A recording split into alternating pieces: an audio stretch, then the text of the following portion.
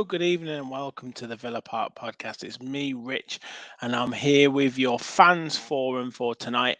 I believe I will be solo out of the Villa Park pod crew, but I've got plenty of things that I want to talk about, and I'm sure you guys will have plenty of things that you want to talk about. So you can either get involved in the comments, or I have pinned at the top of the chat the link to come onto the show live and have your make your point, have a little conversation with me, and go through, ask your question or whatever you want to do. So yeah, do you're more than welcome to come on board and have your point. I want to do this every week, covering some of the things that aren't related specifically to each match, aren't related to previews, and more related to off the pitch stuff, maybe the women's team as well, the youth team, all that kind of stuff. So yeah, this is the fans forum that's open to you guys. So yeah, get involved in the show however you want. We've already got loads in the chat already. Michael, good evening to you, mate. Hope you are well as well. Adamski is in the house as well. Duncan's in the house. Gary's in the house. Great to have you on board. Michael Parsons is in as well. Good evening, mate. Great to have you on board. Um, yeah, did I get rid of the microphone? I have still got it. It's just I'm using my better laptop at the minute, and the port the port for this works better than the microphone. So I will potentially go back to it. It's just on the other on the other laptop it doesn't work as well. So yeah, I think it was just a dodgy USB port, but I think we're good with the sound at the moment. Paul is in the house, hire from Swansea, loyal Brummy Villa fan. Great to have you in the chat, mate. Really good to have you on board. Um, and don't yeah, think it with the youth on Wednesday versus Everton, so we can get into that chat a little bit as well. So yeah, get your questions in, get your comments in. My main points I wanted to talk around were Watkins, his contract, what we think we might do with that, whether we think he's going to sign it, or is he kind of playing a little bit of cards close to his chest with Villa, or are Villa doing the same with him? Are we really on for a top four challenge? After I know it's after one win, but I'm more looking at the points per game and the way that we've improved on last season's early start to the season. I think at this stage we had maybe 3 or 4 points. We've already got 12, and we're at 2 points per game average. So are we really aiming for that kind of top four challenge? The loan player progress, obviously, a couple of players have really caught the headlines on loan so far this season. So wanted to go through that and whether they've got a future back at Villa, or are we going to cash in on them at the end of the season? And the youth team on fire. One or two players in that youth side, the under 18s, the under 21s, are doing really well. Are they going to go out on loan in January, or could they even force their way into the first team? Also covering the Villa women's team, and maybe a little bit around some of the first team players ahead of Wednesday's game. So loads to cover, and also your questions as well. So do get involved in the chat. Adam's in there. Evening, everyone. Rachel, great to have you in. Gaz is here. Where's the Watkins apologies? You missed it yesterday, Sam. Sam ate a little bit of humble pie, but still wants to see a little bit more. Dale's in the house. Good evening, Dale. Hot take high. Let's up the Villa. A few comments there on Watkins. Great. Yep. Definitely. So yeah, let's talk Watkins. So for me, I know Emery was talking around, saying he was. He was, I think, he got lost in translation or something. But essentially, there's negotiations going on. There's early stages of it at the moment, and they're still talking. The rumours on Twitter, maybe one or two people were rumoring there, was that we've offered him around 100k a week, and he wants somewhere around the 160k a week, because that's what some of the leading players at Villa are on. So I guess the question is he worth that? As a top scorer in Villa's top scorer for the last 3 seasons, England international, three times, 3 seasons in a row over 10 goals, potentially courted by United and Chelsea. And if you're looking at the quality of strikers in the Premier League, is he? I know it's quite slim, but is he one of the top quality strikers? Now, in his court, he would probably say yes, I am. I deserve that money. From a Villa perspective, and I guess supporters or whatever, we can see that and think that is a hell of a lot of money to be shelling to be paying per week on a player. But I guess he protecting your investment. He's probably going into one more big contract if he signs a 3, 4, 5 year deal. So it's yeah, I'll leave it to you guys. What do you guys think? For me, I think at this time, I think he's probably deserving of the contract. Just, I guess it depends on who are we looking at in the background, and that's always the risk, isn't it? If you sign another striker that is going to compete with him or going to take his place, you've got to make sure that that player is going to score the goals, and they would technically be on more money than him anyway. Someone coming in on less money is always going to be a bit more of a gamble, and it's going to take more time to um to settle down. So yeah, Gary says give him what he wants, but with clauses inserted. Yeah, I guess there will be, European clauses. There'll be international cap clauses. Probably some sort of release clause as well. I know Newcastle are negotiating with Bruno at the moment, and they're talking about 100 million release clause for him. So, yeah, that I'm sure there will be some sort of release clause in there. Duncan says Watkins did hold the badge on Sunday. To be fair, now I think he'll sign. I know a lot of people have said that, and he's holding the badge in front of the supporters. Who knows what that means? There's been so many players that have done that over the years, and then left us. So I'm not 100%. I'm not 100% there. Um, da, da, da. Oh, this is more linked to the Everton game. I'll star those comments regarding Everton. Gaz Oak says Watkins is looking for his market value. It's the game. I have no issues with that. He is an important player to us. Yeah, I agree. I agree. That's his prerogative, isn't it? I've already said the things that are in his favour. He's top scorer for Villa for the last 3 seasons, double figures for goals, England international. He's now playing in Europe. Albeit the Conference League, his agent will be looking for the best price for him, and he'll be looking for the best deal and what guarantees he's going to get for Villa. Is he holding out and saying, "I want to be the number one striker"? Is he saying he doesn't want us to bring in a potential player? Now he can't dictate that to the club, but in terms of do I sign the deal or not? Is going to be dependent, obviously, on his form, but also on how much we back him. So, yeah, it's gonna be an interesting one. Adamski said we said 160 quid per goal on Twitter. Yeah, well, we'll see how that goes. We'll see how that goes. Hot take says Defo need to keep him. Goals are coming from everywhere, and he's so unappreciated off the ball. I do think what he did well against Chelsea, and I think on Pete, the Canadian Villa fans channel, and I noticed this in the game. He mentioned he didn't touch the ball for the first quarter of the game. I think it was 22, 23 minutes until he actually touched the ball, and only had 15 touches in the match, which obviously Sam pointed out yesterday. Scored the goal, but what he does do really well is he sets the tone for the press, and yeah, part of the situation that happened last Thursday, although Duran scored the goal and he's hungry and he really wants to do things, he maybe not necessarily structured enough to do that press and set that up. And I think what you saw against Chelsea was the structure of how we go about pressing the opposition, and he sets it up. Diaby follows, and then that midfield can step up, and it really affects the line. So that's where he is really vital to us and potentially unappreciated. But at the same time, you're paid to score goals and you're paid to put the ball in the back of the net. And he did it on Sunday, and let's hope it continues. Adamski says what happens is he will sign the new 160k a week contract and never score again. So many times that's happened with players who are playing for new contracts and then put their feet up.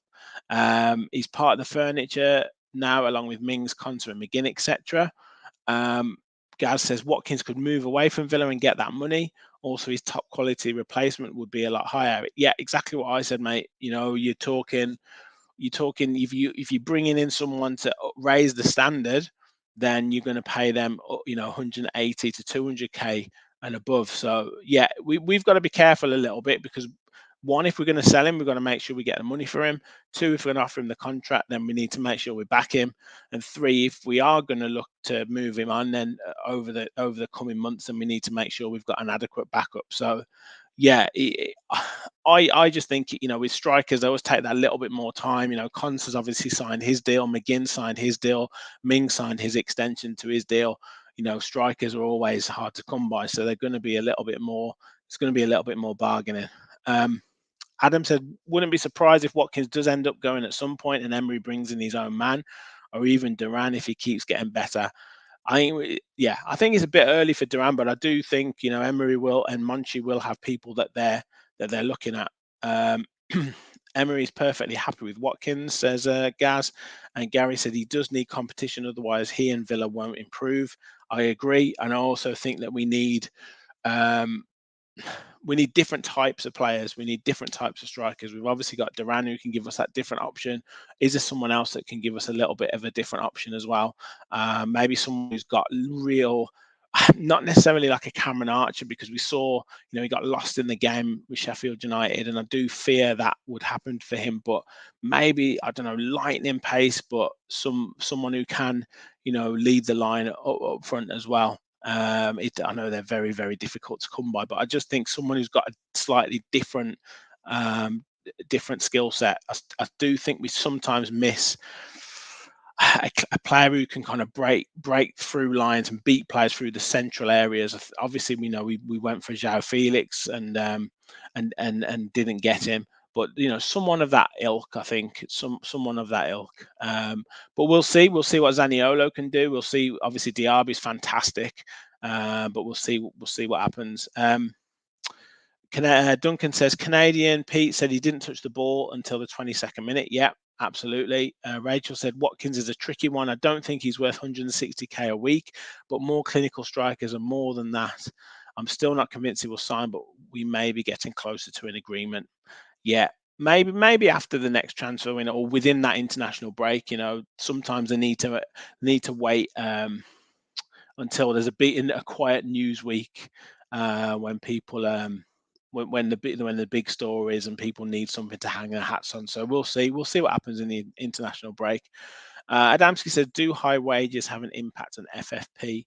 And overall wage bill does, as Rachel said. So yeah, I believe it does, obviously, because it affects your bottom line profit. So we do have to be careful of that. And obviously, the higher, the more success you get, the more you've got to balance up rewarding the current players that you've got in your squad with bringing new players in. So that may have had an impact on why we sold so many of the youth players this season, to kind of balance that up a little bit. I think we made around 45 million, which obviously equates to more in the accounting setup. So maybe that relaxes how much more we can pay for wages, because the likes of Consa we're looking at extending their contracts. The likes of Watkins, obviously, is Douglas Luiz going to look to get a more improved deal the better he's playing? Are we going to have to look at Kamara getting an improved deal? The likes of Matty Cash, one or two others, if they're going to stay with the club. That's what we've got to look at. So is that going to affect it? Obviously, the better we do in the Premier League, the better we do in Europe, then that's going to improve that chances even more. Paul said, I'd like Tammy Abraham at end of the season. He will be cheap as he's been injured most of the season, but a natural goal scorer. Well, Villa fans were complaining a lot about him missing chances. So, but I would like him. I think, again, that's a slightly different option that we've got as well. But yeah, it's I think if rumours are to be believed, we were interested in him, very, very interested in him in the past. So we'll see. It might have been that it was a done deal at the start of the season. So we'll have to see whether we go back in for him in January, if he's going to be back fit. Emery is happy with Watkins, I'm sure, but if we do end up progressing there, we'll eventually be better options out there. Duncan says Vlahovic welcome, though big wages for sure. Yeah, exactly. I'd love him, but I know a lot of other clubs will be looking at him as well. Arsenal are looking at. They're already complaining about their striking options. Tottenham, have they gone and replaced Harry Kane yet? No. So are they going to be looking at someone? So yeah, it's going to be really competitive out there. I'd still like Abraham, says Gary. He's better for me. Can we have both? Yeah, I think we could. I think we could carry Abraham and Ollie Watkins. Obviously, big wages as well, though. Rachel said the FFP rules are changed as well, so we do have to be careful. As I said last night, I think there's a lot to be said about what happens with Everton. And if Everton get away with a fine and not points deduction or anything like that, then I think you'll see clubs thinking, right, we can get away with a lot more here because we know we're just going to get a fine because there's a precedent been made. So we'll see what happens next month with that. And that'll dictate a lot of to what happens in the January window moving forward. Gaz said, I think we wanted Coutinho and Dini off the books before offering Watkins around what he wants. Yeah, hopefully that, and I do think it would settle him down. I really do think it would settle him down if he was to be offered a contract, and then we could put a release clause in. 100 million seems to be the thing at the minute. I don't know if a team would pay 100 million for Ollie Watkins, but that seems to be the going rate at the minute. So we'll see what happens. Yeah, I would have Tammy Abraham Port. I know a few people would be. Definitely. FFP won't be an issue if we can hopefully start making Europe every season. Yeah, I agree, Adam. Will take me on to my next point in a second. Can't blame Archer for Sheffield United being a shambles. Yeah, I mean, that was terrible yesterday. Absolutely embarrassing. We're just going to see. I don't know what's going to happen to them. Dini going nowhere, hopefully. Best deep crosser in the Prem. He's playing well at the minute. I really do. I think he's playing well. And by all accounts, Moreno's had a bit of a setback. I'm not too sure what's happening with him. I know we'll maybe find out more this week, but yeah, we're going to need Dini, and he's able to get himself fit for every game. So we really need him. Adamski says, pay him the money. He scores when he's happy. He will bag loads. Should give him 200k. Oh, I don't know about that. Rachel said, I'm not convinced by Tammy. Love him, but I'm not convinced he is as good or better than Ollie. AVFC US, I'm late. How is everyone? We're doing good, mate. We're all doing good. Loads of comments coming in, which is brilliant. And if, like I say, if anyone wants to get involved in the chat, please do. And if anyone wants to get involved with the show, click the link at the top of the chat and come on board and have a little chat with me, ask your question, jump back off, whatever you want to do. It's no problem. This is the fans forum. We are smashing our way to 2,500 subscribers, well over 2,400. We've got over 40 watching already tonight, which is fantastic. So please do continue to hit the like button and hit that subscribe button if you're new to the channel. We're really pushing on with our subscribers at the minute, which is brilliant. So keep the support going and help us on the road to 3K. If you do want to join and become a member, then please click the bottom, the dollar sign at the bottom, follow the instructions to join for just $1.99 a month, and you can become an official Villa Park Pod follower. Right, we've got loads of comments. Gaz says wage bill has more of an impact on FFP than transfers in some respects because of amortization. Yeah, that's when the value of the player goes down. Obviously, you're continuing to pay their wages. Absolutely agree. Yeah, and actually, I'll come on to that in a second about Konsa. Michael said, if we don't get Champions League football, I think it will be very hard to keep hold of Louise. I agree. He's playing really well at the minute as well, and looks like a real leader at the minute in our midfield, which is great for us. But yeah, I think bigger in quotes clubs are going to come calling. Tammy isn't better, says Gaz. Adam says Tammy can at least be someone to aim at with corners. Yeah, it gives us that option in the air, doesn't he? But yeah, I do agree to a certain extent, Gaz. He did well for us in the Championship. Did have a good season with Chelsea in the Premier, but then has been a bit hit and miss since he's moved to Roma. Where have we got here? We are sixth without Watkins contributing at the minute. So where would we be with a world-class striker? Wow, I don't know. That's one to think about. Rub says we need Monchi to activate his network and get us a gem that no one here knows, because the known names are either or the big guns are all after them, and Villa will be outpriced. Yeah, we need a gem. We need a Brighton sort of recruitment gem. AVFC US Zaniolo as a player recruitment has been good. Yeah, definitely. I like him. He's got a bit to learn, but I like him. He's very good. Um, Richo's in the house. Good evening. Dini's playing well, says Gaz, but I think the plan was to sell him in the summer.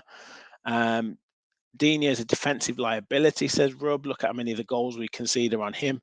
He does lack a bit of pace, yeah, and I think not having Mings has and having Torres on that side, there needs to be a bit of work done there. Um, so yeah, that's one of those that we need to be careful of. Gaza's in the house. Evening, Gaza. Great to have you in, mate. Um, on another note, on another topic, evidently we're playing the high line come hell or high water. Yeah, looks like it. It's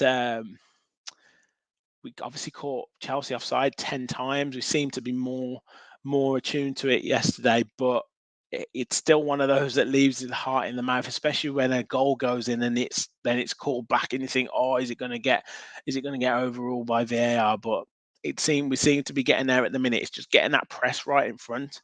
It is a bit raw. Yes, Gaz, it is. It is.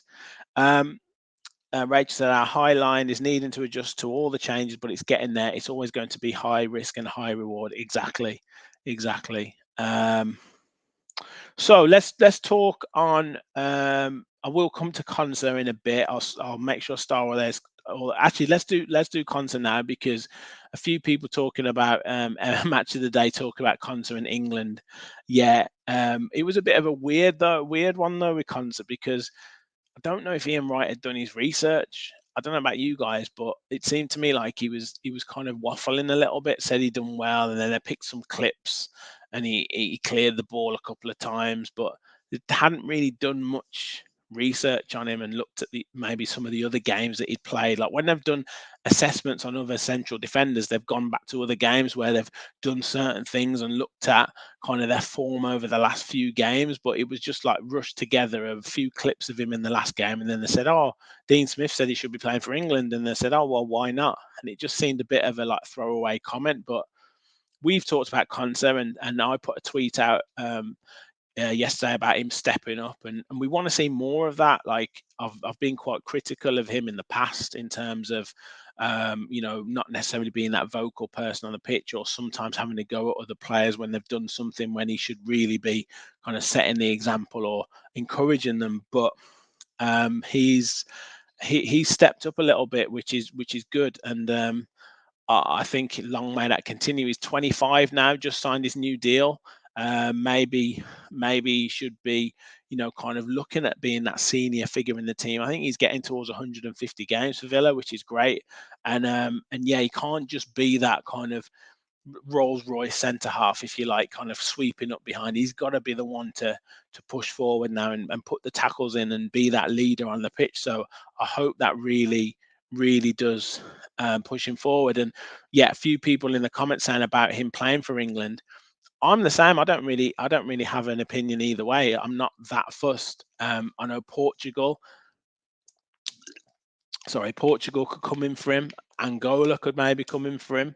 But there may have been conversations because why would he not have played or declared himself kind of ready for those to represent those countries um, if England hadn't maybe said anything to him. So it's yeah, I really think Conte can really push on for Villa this season, but maybe there's one or two other players that are ahead of him. Levi Colwill, who's playing left back at the minute for Chelsea, is getting in ahead of him.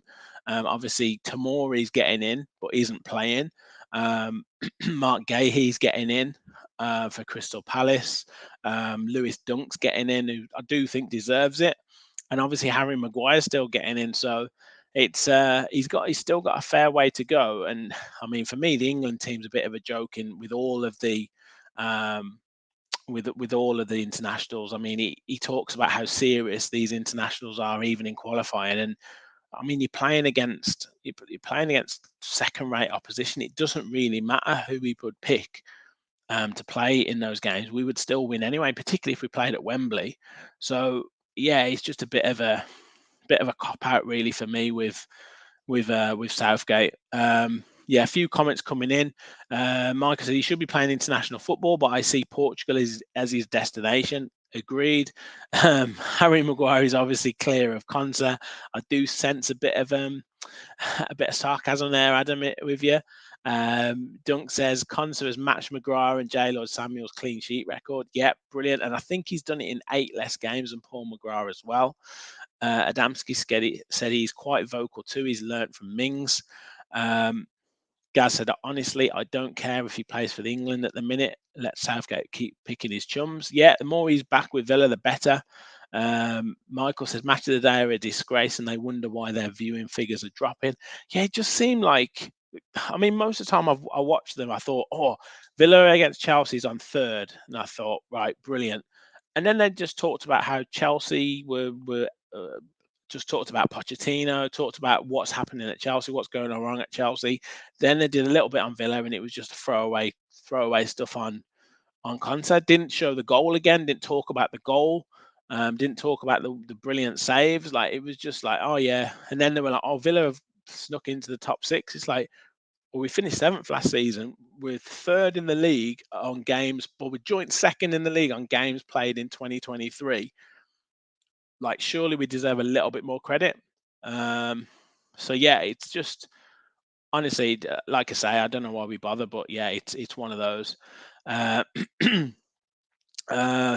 Gaza says, as long as he doesn't pick an African team, yeah, I mean he'd be away for ages with the African Nations Cup. So, yeah, that might be a reason why he isn't. South Twat won't pick Conser. He plays for Villa. Better off at Villa with Emery. Yeah, exactly, Gaza. Yeah, the African Cup of Nations. Yeah. Did George go to the game and break his hoodoo? He did, mate. He did. I think he's been about 20 times to Chelsea Villa games and never seen us win. And he broke his hoodoo. He's absolutely buzzing. So yeah, he was absolutely buzzing. Um, Gaza made a point, and not Gaza. Gary made a point. Sorry, Gary Howlett made a point around the win rate with under Emery. 61% win rate and 19 wins in 31 games under Emery. Didn't realise how good a job he is doing. And I refer back to Adam's point earlier about us at the moment with regards to where we are in the table and what we're doing. And yeah, he said, I think top 3 in the league is sealed, but after that, it's open to anyone at this point. And that brings me to my next point. Are we ready to mount a top 4 challenge? And I know we talked around kind of what are our priorities, League Cup, FA Cup, Conference League, Premier League, but like I say, beyond that top 3, the Liverpool, Man City, Arsenal and then the 5th place gets the Champions League now. So yeah, I have to put top 4 there, but I mean, I kind of mean Champions League. Could we make a go of it? I mean, looking at that, like I said, looking at that form for like with 2 points per game this season, AVFC US says we're on pace for 76 points. Yeah, I think that would get us 3rd. I think in any normal season, if I'm right. And we're joint 2nd. I think it's something like 55 points that we've got from 28 games in 2023. And is any team like look at our home form? We've won 10 in a row at home. I know I'm saying this, and I'm tempting fate before we play Everton and Brighton in the league, in the cup, and in the league. But like is Emery looking at each game and thinking, right, we beat the teams lower than us, and then pick up the odd point against the teams above us? I think Man United were pretty poor away from home last season, but didn't lose a game at home and end up finishing 3rd. I don't know. Is it there for us? Do we look at it in January and then maybe strengthen in January? I know it's difficult the window, but I I'm not. I know it's one of those where you get carried away, but I'm just looking at the points per game. I'm looking at the form that we're currently in, and I was kind of a bit shocked. I looked at that and I thought, I put a tweet out from my own Twitter saying, reflecting on the start of the season, you're looking at it and you're thinking, yes, we've had disappointing results against Newcastle and Liverpool, but we're sitting 6th on 12 points. We've beaten Everton, we've beaten Burnley away, we've beaten Crystal Palace, came back from behind, and we've beaten Chelsea away. I think next games are going to be tests, but And then I think someone put in the comments yesterday around kind of we haven't got to face Arsenal or Man City until December. Can we get enough points on the board before that point to really mount a challenge? Because you win those home games, and then you, like I say, you pick up, maybe 8 to 10 points away from home, and you're looking at kind of being in that fifth, sixth place, and you can mount a challenge. I don't know. Loads of comments coming in on that. Dunk says can do top four, but we need a couple of signings in January. Adamski says not yet. We are too loose at the back and give the ball away too much. We have to get tighter. Depends on how poor everyone else is. Yeah, well, that's the thing. That's the thing. That if everyone's a similar standard, then everyone's going to take points off each other. If we can kind of just keep beating the teams that we're expected to beat and picking up points here and there, I guess maybe Brighton on Saturday will tell us a lot because they've had a great start. They're a good side. They've got players who can come off the bench and make a real impact. So we'll see. We'll see on that. Gaza, top six, yes, but not top four yet. Squad isn't big enough. That European game showed us that last week. Yeah, and I guess with Europe, we'll know again more like 3 or 4 games in because the likes of Longley, the likes of Chambers were terrible in that game, and even Tielemans wasn't great. But did they just need minutes in their legs? Did they need to kind of go through that experience to kind of see how good they need to be and what standards they need to be at? I know it's not ideal to take a competitive game, to do that, but sometimes that's the case. Adam says it'll be between us, Spurs, United, and Brighton. I say we're better than most, if not all of them. Rachel says, I don't think so. Top five is so difficult this season. Also, we have more games than we are used to. Yeah, maybe it's just getting a bit carried away after the Chelsea game. Steve said we need everyone else to stumble over each other again. That's the point. That's the point. I don't think there's going to be anybody who. I mean, even look at Arsenal. I know a lot of their fans are complaining, saying Havertz isn't good enough, and Nketiah still up front, Jesus playing out wide, Martinelli's injured. Even they're saying they haven't, and I think Rice is injured for a bit. So even they're saying that, their kind of level isn't as high, and are they going to be able to cope? It's a weird one, really. Eric's season has we go get Gimenez and we won't miss Ollie. Well, interesting. I saw some people mentioning in the comments about him. I'd need to know a little bit more about him. I'll have a look in a second, but that could be a good signing. Means we'd have to finish above Tottenham, Newcastle, and Brighton. Well, that's it. I guess we are in the mix looking at above those teams. I know Newcastle, once they get going, they can be flying. Obviously Tottenham looked good at the start of the season. Will they run out of steam? Obviously they're on this Ange wave at the moment, which is great for them. But we all know what happens with Tottenham and Brighton. Again, they're doing really well at the moment. But could they start coming unstuck?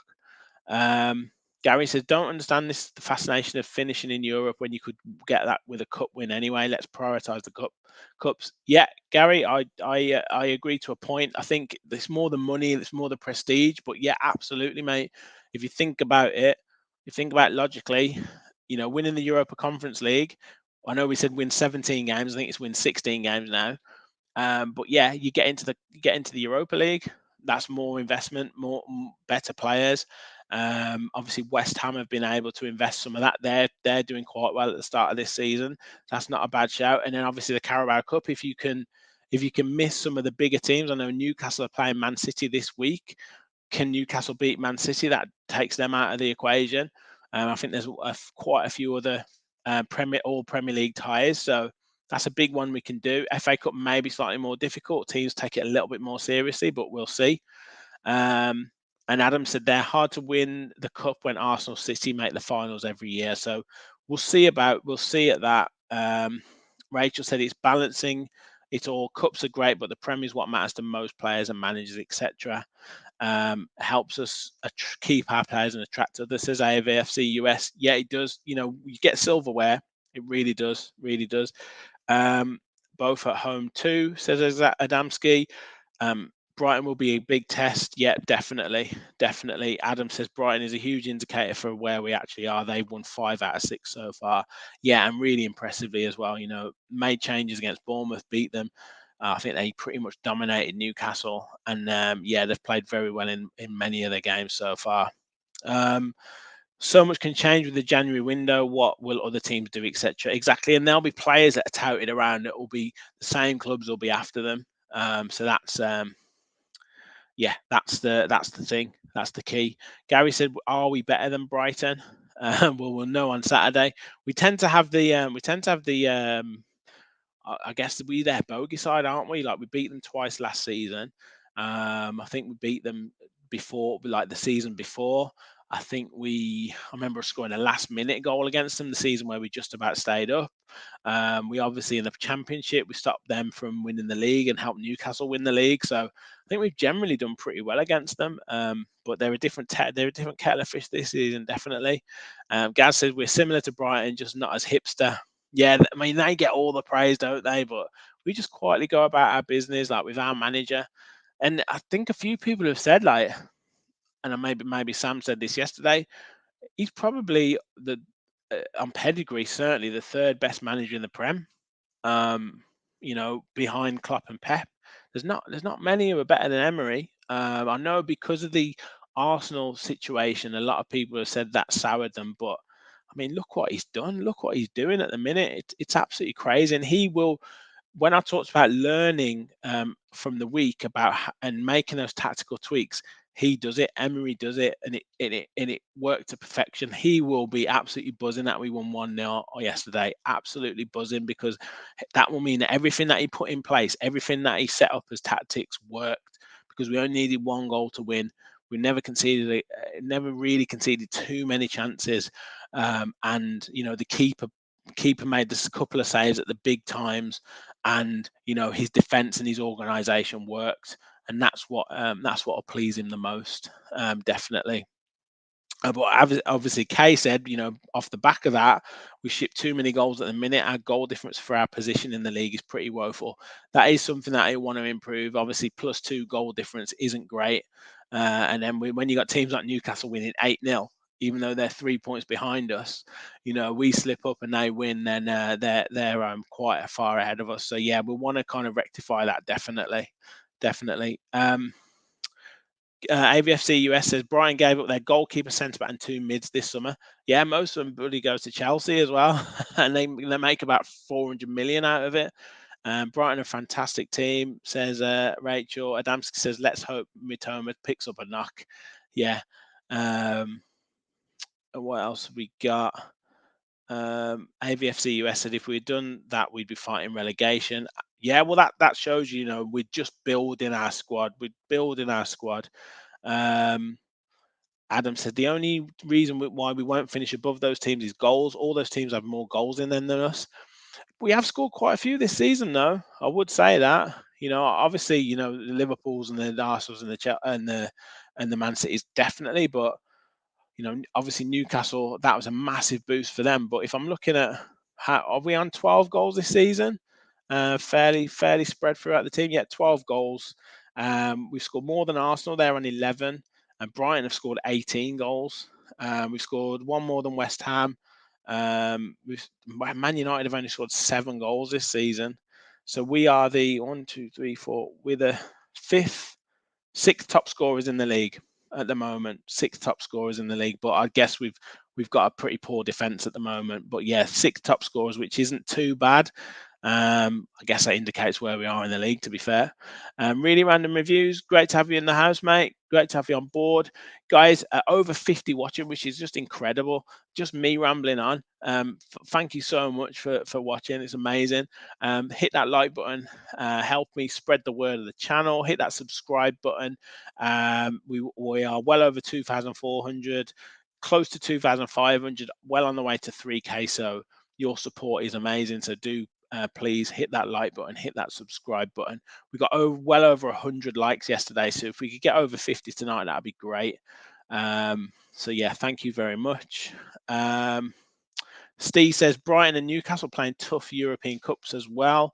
Yeah, Brighton lost their first game in that competition. Obviously, Newcastle had a tough away day, drawing 0-0 at AC Milan, but they've got I think PSG next week. I'm not sure who Brighton have got, but yeah, the games come thick and fast at the minute, really do. Is everyone still in a good mood? Yes, mate, we are fantastic, and with over 50 watching, I think everyone is in a great mood at the moment. It's just great to see us high in the top half and not in the lower bottom half. I'm happy. Definitely, definitely. I think we can beat them, but they play electric at the moment. Says really random. Even Gerard beat them, says Gaz. Eric C's in the house. Lots of Josh's AVTS clan here. Love to see everyone support and watch other Villa channels up the Villa. Yeah, brilliant, brilliant. Great to have you on board, mate. We welcome everyone in here. Gazza, I'll come to that question later. I would take him back tomorrow like a sit pup. Yeah. So Eric said we'll take Grealish back. Right. Okay. Let's get into it. Let's get into it. So Gaza said, question for everyone: if you could pick one player in the league to join Villa other than Haaland, who are you picking? So random review says Grealish. Eric says take Grealish back in a heartbeat. Definitely. B Town Tom says Rodri. Everyone's picking Grealish. Rachel says John Stones. Is he not a bit injury prone though, Stones? Adamski said Rodri or Matoma. Really random said, I bet Grealish has an eye on Villa thinking, oh, they're going to overtake Man City. Yeah, whatever. Rodri is class, yeah. B Town Tom Saka as well. Rachel said, I believe Jack will come back one day. Yeah, he will. I'm sure he will. Gary said 2 million for Mitoma. How do they do that? Yeah, I mean, what is he worth now? What is he worth now? Hot take. We've got goals coming from midfield. Yeah, definitely, definitely. Marco, I'll come to your question in a bit as well. Anyone else's players? Anyone else? Anyone else? Lawrence, the top six without Mings and Wendy. Imagine if we had them, we'd be fourth. Come on, the Villa. Yeah, brilliant. Gary said Mitoma. Gaza says Odegaard. In Cisco for Stee. Jota at Liverpool. Says Gaza. Slobbersley says Rub. Ivan Tony. Yeah. I like Isak. Newcastle. Also, I like Joe Linton with the way our midfield is. I think we need a bit of steel in there and height. I'm just trying to think who else. Who else? Anyone hasn't said? Yeah, yeah. I think maybe Son. I've always liked Son. I think Son's a great player. Fast, direct, gets goals. Seems to have got his love for the game back this season. So I think Son would be great. But yeah, Isak, I like him as well. He seems to have that everything, like the skill, power, pace, the finishing, a bit of refinement, and I think he could be a phenomenal player. Ethan said Ivan Tony. Adam says Kevin De Bruyne. Rob says Salah, and we sell him next summer for 300 million. Gaz Oaks has said too many Garys, Gazes, and Gaxes in here. Yeah. AVFC US said Sonny's 30 though. Yeah, it's got to be at least 10 in here. Ethan said Anana at Everton. Son still in his prime, says hot take Hylas. KDB is done. Oh yeah, Evan Ferguson from Brighton. What a player he's going to be.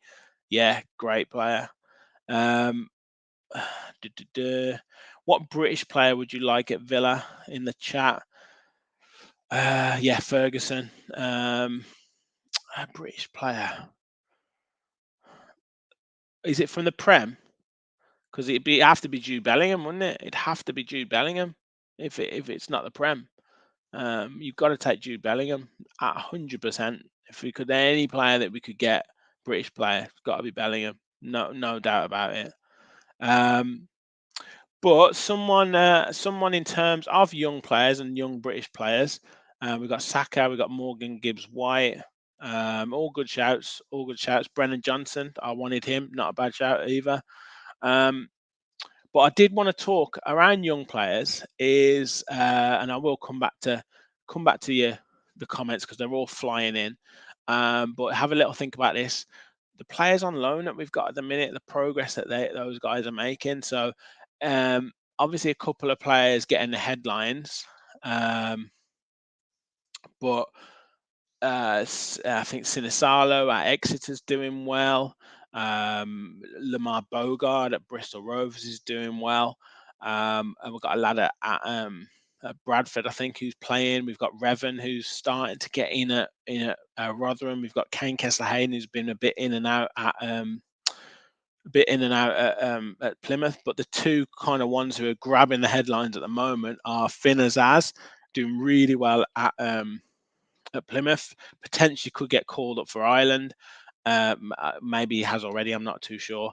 And Louis Barry, and obviously there's a few rumours around that we might be recalling him in January to send him to a higher league team. Maybe League One or Championship team to kind of see what he's like and or to boost his price. I think he scored 6 in 6 for Stockport. If anyone's caught the goal he scored on Saturday against Wrexham, it was picked up the ball just inside his own half, beat 2 or 3 men, cut into the box, and then kind of finished across the keeper. Brilliant goal. Obviously, League Two level. He seems to have put on that weight that he's growing into a man, which looks good. He's still got that pace as well.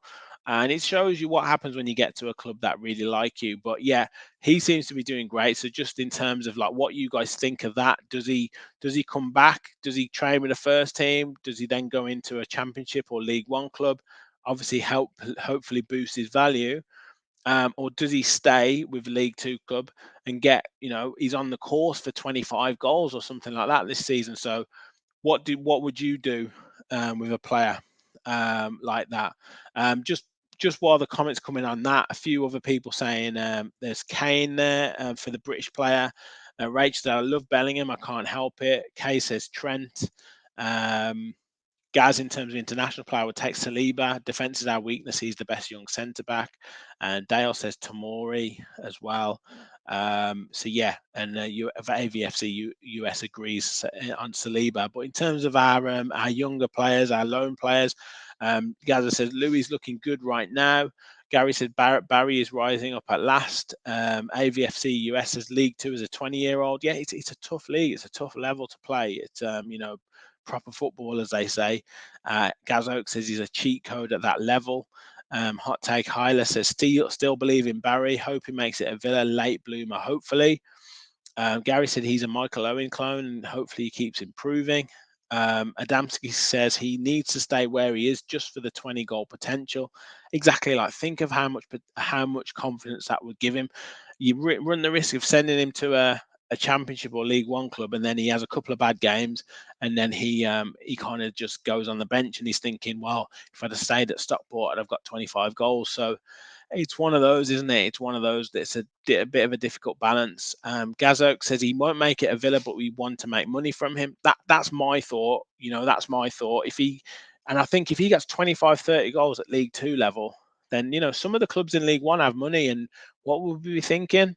A championship club takes the top scorer from League Two, and what are they paying? 4, 5, 6 million.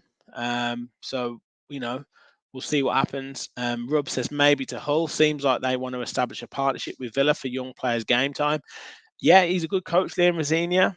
May get poached by a Premier League club before the end of the season, but I watched Philogene and he looked good on their live game against Stoke yesterday. Got an assist. They look like they're playing some good football, so maybe Louis Barry could be a good shout for them, whether it be loan or buy. Gaza says Archer is better than Barry, so can't see him making it at Villa, if I'm honest. I agree with you, mate. I think you've just got to have that extra. You've got to have the physicality as well as the pace. And I don't think Archer has that physicality to get him into position to have the chances in the Prem. And I'm just not sure if Barry has it for the Premier League, but certainly to make a career in the game, definitely. And we can make money off him 100%. Rage said Barry needs the right club at League One to be loaned to, if not leaving where he is.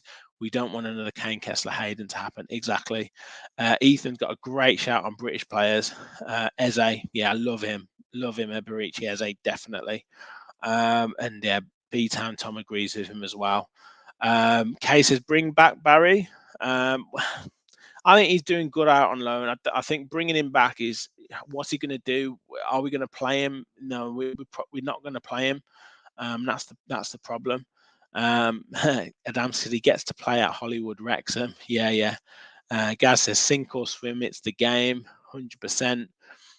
Really random says when Michael Owen was at Lilleshall, we seen them on our trip, but couldn't know who was going to be there. Yeah. I remember Lilleshall. I played a few games there, as a few cup finals and stuff there. Hot take says when any player's a Villa fan at Villa, I always want them to make it at the club. Can't help it. Absolutely, mate. It's the same with all clubs. You know, when you get a young player through who's a fan, you want them to do. You want them so badly to come through.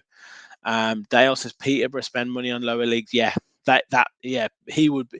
He's a top scorer in League Two. Peterborough take him 100%, 100%. Rachel said, I think Finnazaz may be the next one we sell to help with FFP.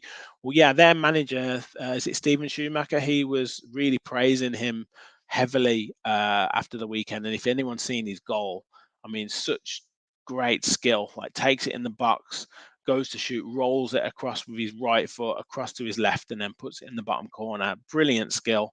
And he's quite tall, he's quite physical, he's quite big, covers the ground quite well. Doesn't look like he's running too fast. I mean, it's a tough one because he's probably a bit like Zaniolo in terms of running style. Looks like he's running quite slow and languid, but is covering the ground. So it'd be interesting to see if he does get a lot of goals. You know, maybe double figures for goals for Plymouth in the Championship. I'm sure other clubs will want him. He'd probably fetch a £6-7 million fee, but do Villa look to bring him in as a squad player? But then I suppose if we're going to where we want to go, he ain't going to get in. So yeah, you're looking at cashing in, I would say. Rob says, love Eze, but this season his work rate is a bit concerning. Wonder if he would make it in a new Unai Emery team. Yeah, some games he does look a little bit, but I thought when he played for Palace against us, I thought he was a class above when he got the ball. Ivan Toney went to Peterborough. He did. He scored a lot of goals. Really random. So Duran has shown he's way ahead, unfortunately, but Archer will do well. I've got faith in him, but not for Villa. Yeah, I hope he does, man. I really do. Really do. Few shouts coming in on Rory Wilson. We'll cover the youth team in a second. Gary said, is there any striker in world football who is Barry's size, who is any good? Aguero was the best for me. That's a tough one. Definitely Aguero. Was Romario quite small? I mean, is that going back too far? Michael Owen or Messi, yeah. Zola. Claudio Canigi. I thought he was a bit bigger. Canigi was a great player, though. Romario was small. Stoichkov was small. Zola, yeah, definitely. I'm going back though. I mean, I'm thinking I can't really think of too many top class ones in modern. Probably missing a fair few here, but strikers. I mean, you get some forward players who've got that ability, but yeah, Morpay. I'd ask Everton fans about Neil Morpay. Maradona, yeah, Carlos Gil, yeah, brilliant. Ethan, great one there. Jermaine Defoe, yeah, good shout, definitely a good shout. Jermaine Defoe. Overmars was more of a winger. Gaza says Wilson. Is that Callum Wilson or our Wilson? Callum Wilson's a big lad. But yeah, it's probably a bit of a dying breed because I want them to do so much work now. Yeah, like you say, don't think the small players get the chance anymore. They're more forwards or they're more wide. You know, like Musa Diaby is more of a wide. So that you can't really have that kind of fox in the box striker. And Michael said Peter Beardsley, but I guess he was more of a forward as well, kind of number 10 off the striker. So yeah, it's a difficult one. Like it's hard to see like that a kind of fox in the box type striker. But yeah, it's good. Like loan play, it's going to be interesting, and I think it's really good to keep our eye on them in terms of how they're playing. Obviously, you want them to get regular game time. I think the goalkeepers want to watch out for, because if he, I think Plymouth, I think Exeter are second in League One at the moment. If he helps them get promoted, I think he could be one that goes for money as well, or comes in and is our backup keeper maybe, instead of Robin Olsen. So yeah, we'll see about that one. Um, let's talk. A few people talk about Rory Wilson, and he hit the headlines in the week. Youth team on fire, I've called this section. And he is now, for the under 18s, I believe they beat West Bromwich Albion 7-1. Um, was it 7-1 or 8-1? And then the under 23s or under 21 came back to win 3-2 against Blackburn, I want to say, the other day. But yeah, Rory Wilson, I think he's got 9 goals in the last 5 games, which is fantastic. Is he playing specifically for the under 18s, or has he made it into the under 21s yet? Because it's going to be interesting. I mean, he looks quite slight at the minute, but Kellyman's looks quite slight. He's made it on the bench, and he's obviously played in Conference League games. Is there a shout for Rory Wilson to get any game time in the Europa Conference League? Because he seems to know where the goal is. David said he will be the next out on loan. Um, Rachel said, I can't wait to see how Rory Wilson develops. Gary said Wilson and Kellyman on loan will be interesting. So yeah, I don't know. Does he get a shout? Because, or do some of the other youth players get a shout? I think, is it Rico Richards who we signed from West Brom, and then there was another lad who Jamil, someone, I think we paid $1 million for him from West Brom. Does he get a shout out? Because sometimes they're going to be used for the bench, certainly for Conference League, and hopefully, if we win the next 3 or 4 in a row, there could be a spot for them, one or two of them, to play in the first team. But yeah, he's definitely going to be one to watch. The youth team are going to be one to watch, and it's interesting to see how we do this at the minute, because we seem to be having our kind of players from 20-ish, 2021 going out on loan. Obviously, Eric Bonham, I think, would have gone on loan, but he's injured at the moment. We've got Tommy O'Reilly in and around that under 20 under 21 side. We've got Kellyman in that first team under 21 section, and then we've got Rory Wilson in there. Looks like they're going to be ones to go on loan, but doesn't seem like we have too many 20 and above players. It looks more like we have 18 and below playing across those two squads. So yeah, it's I think there's going to be a few that come through. The next conveyor belt of talent comes through. It's going to be interesting to see. Rob said, I reckon Kellyman can make it at Villa without going on loan. He's been very impressive. Rachel said, were they including the B squad that was sent to the UEFA for the Conference League? I'm not sure. I'm not sure. I mean, do you need to have them included on the B squad if they're youth players? Do you have to name them? I'm not 100% sure. You will be able to tell me more on that. But that's one that I would be keen on finding out. Gary said his granddad was jockey. Yeah, definitely, mate, definitely. But yeah, let's keep an eye on the youth team. Definitely. And then before I come to some of your guys' questions that I've starred, yeah, definitely want to focus on the Villa women. Big shout out to them, as Michael said. Can we break into the top 4? That's going to be the key. I think me and Kev talked about this last week. Obviously, season starts on this coming weekend, Sunday against Man United. I believe it's on BBC. It's at Villa Park. I think over 10,000 tickets have already been sold. So do get yourself to the game if you can. Support the women. And yeah, just a quick one there. Youth players don't need to be named. to play, and they don't need to be registered, says Dale and Adam. So yeah, it's going to be difficult for them to break into that top four. I believe, the Man Uniteds, the Arsenals, and the Man Cities have all signed and all strengthened quite heavily. I know a few of the Spanish women's World Cup winning team have come into the Premier League, to Women's Super League. But Villa have made some really good signings, and for me, the fact that they kept Rachel Daly, who swept the board at the award ceremonies. They kept her. Speaks volumes. Obviously, they've got Kirsty Hansen. They've kept Jordan Nobbs as well. Kenza Darley's still there, signed a new contract, signed the Dutch goalkeeper. So they've got a strong side, and it's going to. I guess it depends on injuries as well, but I certainly think they will go into every season when they've played against that so-called top four. They've Every season that they've played, they have competed more and more and more. Obviously, they had a great win the first game of last season. I think they beat Man City 4-3, which was a real back and forth affair.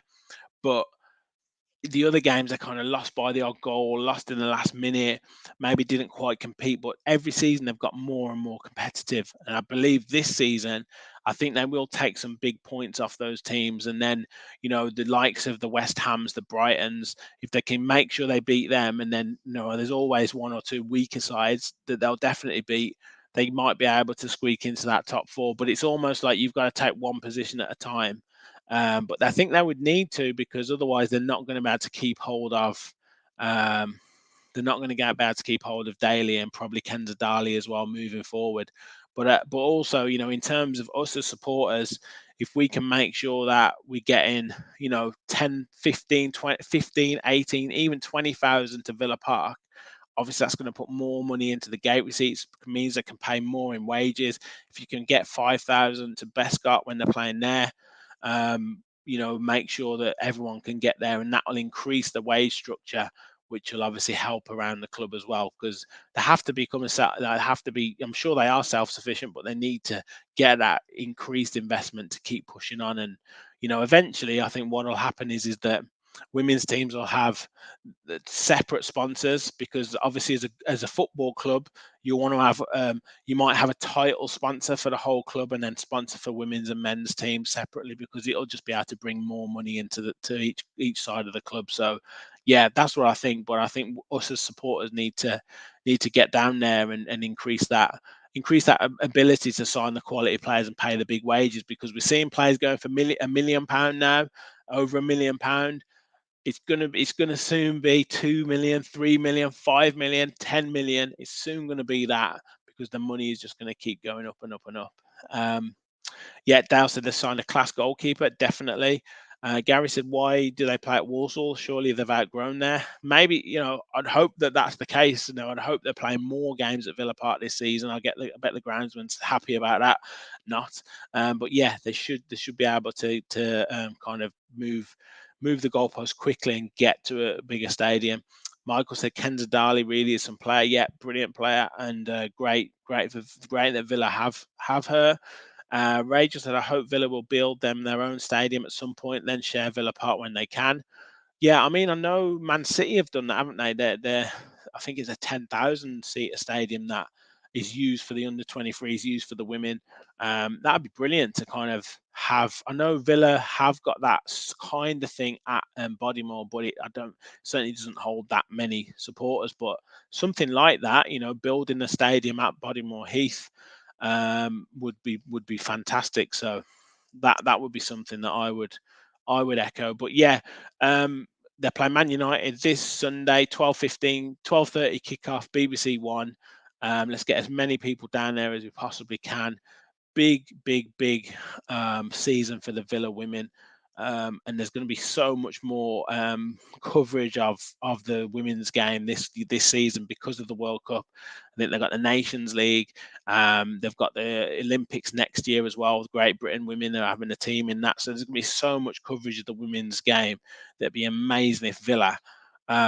On the women's side could break into the top four, and the men's side could break into that top 4 or 5. I mean, Aston Villa would be like so much on the map, so much in the spotlight. It'd be amazing. And then, you think about the deals that could be done from there. It'd be brilliant. Um, yeah, Dale said. Dale said his work sponsor Man City's Women's Stadium. It's the only sponsored stadium in the WSL, which that's something that needs to increase as well. And does the new academy have any seating for spectators? I'm not sure. Whether that would have been put into the proposals, I don't know. There's obviously been talk around that new developments. I think someone's got a question around that before. I can't remember if I started it or not, but yeah, you guys can tell me in the chat.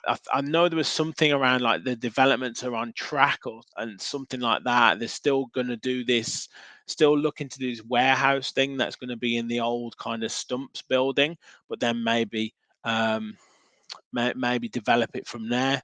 But yeah, in terms of kind of um, building a stadium within the academy, I'm not 100% sure. I think the more light is to be some sort of soccer school and um, like younger person's academy that's going to be more kind of based in that local area for kids in that local area.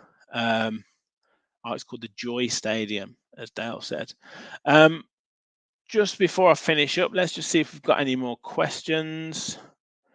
Kay says, do you think the forward line misses Emi Buendia's tenacity and doggedness? Possibly. I think we do miss it. Really do. I think certain games. I think where we would probably like the game where I think we missed the games where I think we've missed Buendia the most, probably being Liverpool away and Legia Warsaw away if he'd have played, because I think he would have helped set the tempo of the press.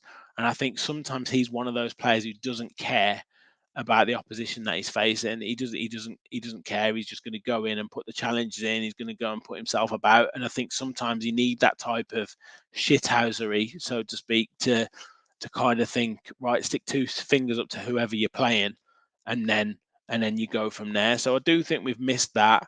I think the ability sometimes for him to try things that might not come off. Um, I think is good, but then equally he does give the ball away a lot. And there's times where we've been left exposed from giving the ball away, but that's because he tries the tough ball or the tough chance. So I think I would have been really interested to see how he would have played with Diaby, because Diaby's obviously got that bit more ruthlessness, a bit more clinical than maybe an Ollie Watkins is. And obviously, so many chances that Buendia set up for Ollie Watkins last season that weren't put away. So it'd been really interesting to see how those two would have worked together. Um, I don't know if anyone's heard whether he could make a comeback before the end of the season. I know he's swimming. I know he's doing some training, but I don't know if he's back running or anything yet, or jogging. Um, so yeah, we have missed him. We've definitely missed him. I mean, you can't help but not, and he gives you that extra option. He gives you that extra bite. Um, Rachel said it's his tenacity that we miss. Kay says he scores a lot of headers too. Gary said he scores. We don't have many players like Buendia. He would have been a big player for us. And Gary said, yeah, he's still on crutches. So yeah, hopefully he's back soon. I haven't heard anything on Tyra Mings either. Um, absolutely don't know anything. I haven't heard anything about Mings. And obviously Moreno was out of the squad the other day. Diego Carlos was out of the squad the other day. So we've still got injuries. I know we've got Ramsey back, but still got injuries. So yeah, our squad is going to be brilliant when everyone's fit. We just got to get everyone fit. Last question from Michael, who's actually left a really nice comment, so I'll save that for the end as well. How can we control expectations when we keep having meltdowns from the fans when we lose? We are still building. You guys have your comments on that. I don't know. I think it's just football.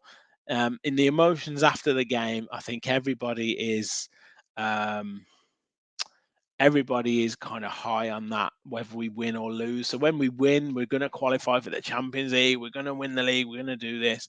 When we lose, it's kind of like, it's a crisis. We're going to go down. It's not quite sack Emery, but it's this player's crap. This player's this player's that. I just think a lot of the time I try and think about the I guess Twitter as kind of the conversation in the pub, and there's always someone in the pub saying, "Sack the manager, do this, do that. The players are crap. The players this," and everyone just goes, "Oh mate, what are you talking about? No worries. Just go home, drink your pint, and go home, and you'll be all right tomorrow." I think Twitter's like that. It's like the pub, but because you're writing it down, and because it's there for people to see, and people can kind of you know retweet it and stuff, then it kind of gets amplified, and I think that's part of the problem. But yeah, I think kind of most people won't have that meltdown, and most people the next day won't feel the same way. And that's how I would look at it. But I think it's the same for every football club.